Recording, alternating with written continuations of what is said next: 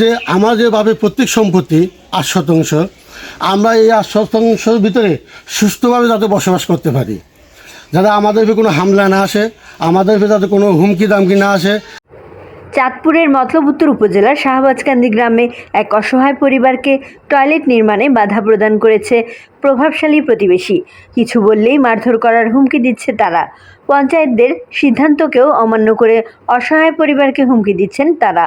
এ ঘটনায় ওই গ্রামের মৃত লাল মিয়ার ছেলে সবুজ মুন্সি বাদী হয়ে প্রতিবেশী জাকির মুন্সির ছেলে রাকিব মুন্সি, সিয়াম মুন্সি, জাকির মুন্সি ও তার স্ত্রী লতিফা বেগমের বিরুদ্ধে মতলব উত্তর থানায় অভিযোগ দায়ের করেন।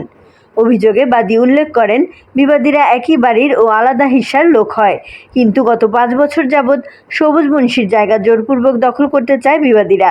কিছু বললেই অশ্লীল ভাষায় গালমন্দ সহ একে একে 3বার আমাদের মারধর করে।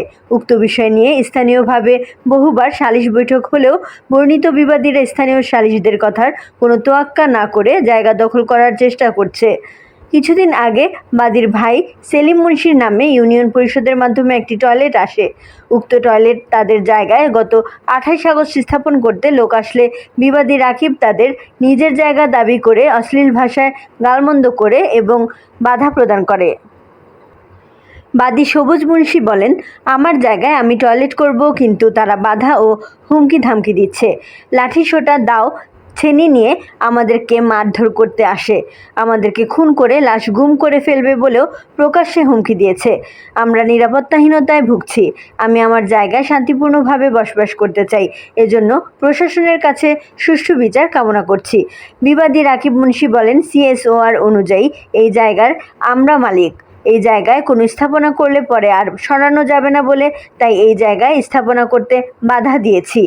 এ ব্যাপারে মতলব উত্তর থানার SI মিলন শেখ বলেন, এই ঘটনায় একটি অভিযোগ পেয়েছি, অভিযোগটির তদন্ত চলছে, তবে দুই পক্ষ বসে সমাধান করার জন্য সময় নিয়েছে। বাপের প্রত্যেক সম্পত্তি 8 শতাংশ, এই 8 শতাংশ জায়গার ভিতরে আমরা আজ 50 থেকে 60 বছর ধরে বসবাস করতেছি।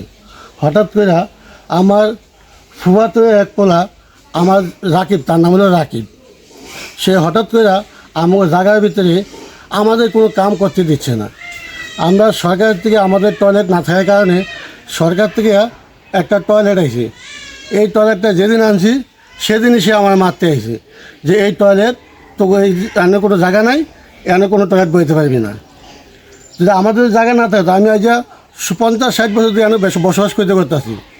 তারপরে তারা বলা হয়েছে যে যদি তোমরা জায়গা পাও, কাগজপত্র নিয়ে কোর্টে মামলা করো, যদি তোমাদের মামলায় তোমরা কাগজ জায়গা পাও, আমরা জায়গাটা ছেড়ে দেবো, ছেড়ে দিয়ে চলে যাবো।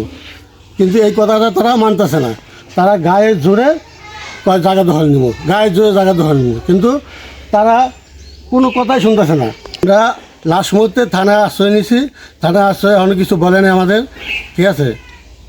আমি চাচ্ছি যে আমার যেভাবে প্রত্যেক সম্পত্তি 8 শতাংশ, আমরা এই 8 শতাংশের ভিতরে সুস্থভাবে যাতে বসবাস করতে পারি, যাতে আমাদের কোনো হামলা না আসে, আমাদের যাতে কোনো হুমকি দামকি না আসে, যাতে আমরা স্বাধীনভাবে চলতে পারি। আমার জায়গার ভিতরে আমি একটা ঘর করব সুন্দর মতো, যাতে কেউ বাধা না দেয়। আমি একটা টয়লেট বসাবো, সেজন্য বাধা না দেয়। একটা সরকারিভাবে টয়লেট আনছে আজ 15 দিন, কিন্তু এই টয়লেট আমি বসাইতে পারতেছি না। টয়লেট বসাইতে সরকারি লোক আসলে সরকারি লোকের হুমকি দেয়, টয়লেট বসাইতে গেলে এনে অনেক মারামারি হবে, অনেক খুন খারাপি হবে, কেউ টয়লেট বসাইতে পারবেন না।